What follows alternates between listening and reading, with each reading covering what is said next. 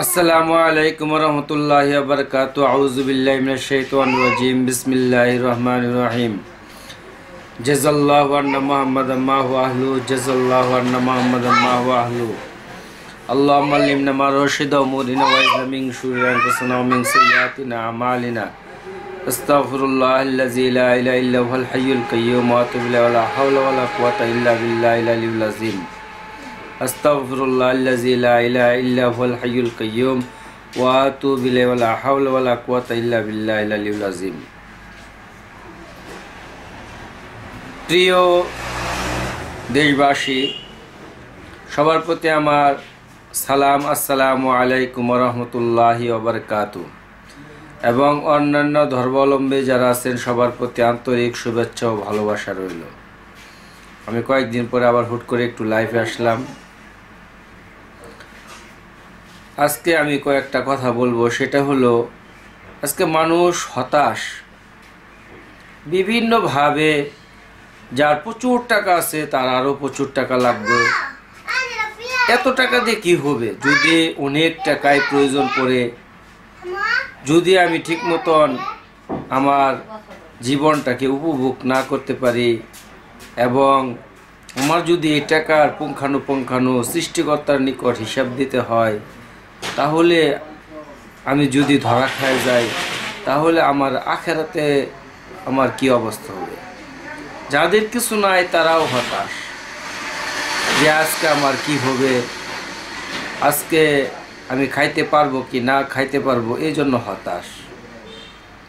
আজকে হতাশা থেকে কি হইতেছে, প্রত্যেকেই বিভিন্ন ধরনের রোগে আক্রান্ত হচ্ছে। সবচেয়ে বেশি এই হতাশা থেকে সে প্যানিক থেকে প্যানিক ডিসঅর্ডার, ফোবিয়া, অ্যাংজাইটি এবং কি স্ট্রোকের মতন ঝুঁকি, সে প্যারালাইসিসে আক্রান্ত হইতেছে।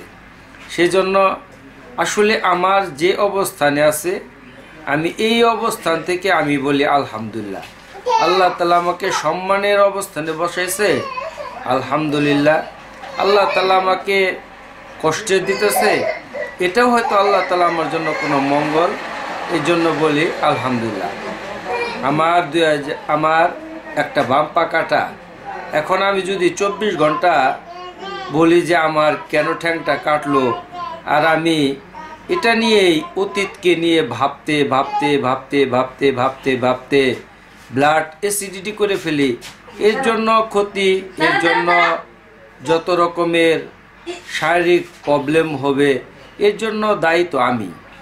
কারণ আল্লাহ সুবহানাহু ওয়া তাআলা তো বলে নাই, বান্দা তুমি এটাকে নিয়ে বারবার তুমি চিন্তা করো, টেনশন করো। এটা আসমানের ফায়সালা ছিল, যাকে ইজ্জত দেয় আসমান থেকে দেয়, যাকে বেইজ্জতি করে তাকে আসমান থেকেই করে। সব কিছু মহান সৃষ্টিকর্তার ইশারা ছাড়া গাছের একটা পাতাও পড়ে না। ইজ্জতের মালিক আল্লাহ তাআলা। আল্লাহ তাআলা যদি কাউকে ইজ্জত দিতে চায়, পৃথিবীর সমস্ত জিন এবং ইনসান মিলেও ফিরাইতে পারবো না।